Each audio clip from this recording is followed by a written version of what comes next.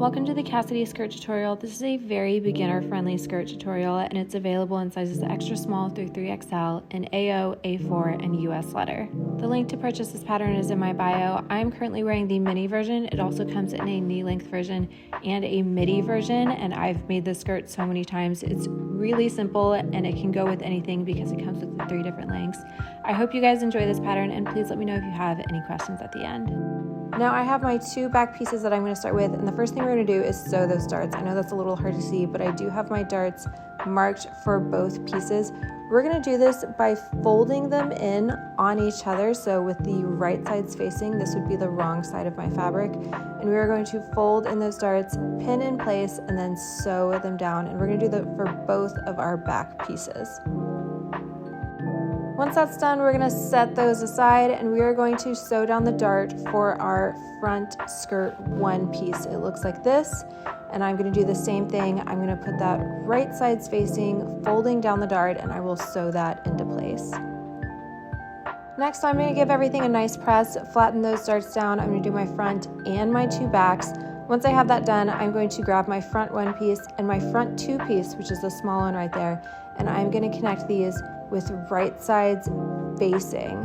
So those are my right sides. You can see the wrong side has my dart, and I'm putting the right sides together and I'm going to connect those only to where the slit is marked. You don't have to put your slit where I have my slit marked. I actually like mine a little bit lower when I do the knee length, but you're only going to sew those until the slit mark. Once that's pinned, I'm going to sew it down. It's going to look like this, and we are going to give that a nice press, and we're going to open up that seam, and we're going to follow along that seam along the bottom. So this is our slit that we're going to sew up, and you're going to follow along with the seams that are already sewn and press those inwards so it looks like this. You can see I have that pressed all nice and neat. We are going to sew that down. I'm going to show you how I like to do it. I start from the bottom, go all the way up to the top of the slit, keep my needle down, put my presser foot up, and then put my presser foot back down and do a back and forth stitch at the very top. And then we just repeat it. We're going to put our needle down, presser foot up, and we're going to go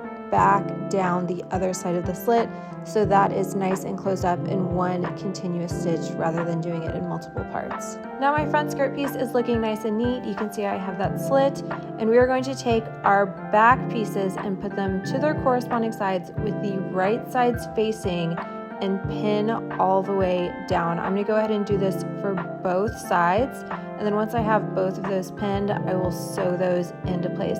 Make sure you're doing the right sides, and these are right sides facing.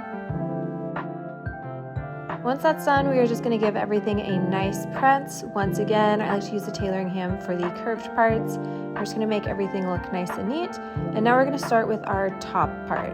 I'm going to take the top and I'm going to fold this over 1 inch. So you can see I have it folded right there, and I'm going to pin these, and I like to press kind of as I go just to make sure this is really neat. I also use a lot of pins because I want to make sure what will be our waistband just looks nice. Make sure I'm doing the same length overall, and then once I have that ready, I will take it and sew it down so it looks like this.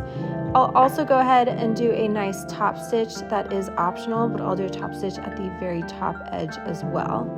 Now that I've got the top finished, we are going to work on our zipper. So I'm going to take my skirt and put it towards this open back. You can see I have my zipper right here and it is open. And here's my zipper foot. I'm going to make sure I put that on my sheen before we start sewing. But first I'm going to take my zipper and I'm going to put it on their corresponding sides, each zipper part. I'm going to take one end, flip it so that the teeth are facing away from the center back, and I'm going to pin this to the skirt. I'm pinning this to the right side of the skirt, and again, the zipper teeth are going to be facing away from the center back.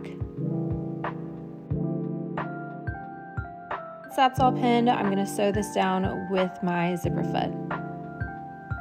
Now I'm going to repeat those exact same steps for the opposite side. I'm taking the zipper and I am flipping it away from the center back so the teeth are facing away, pinning this to the right side of the fabric. I'm going to pin this all the way down exactly to where I stopped on the other side, and we will sew that into place with the zipper foot just like we did the other side.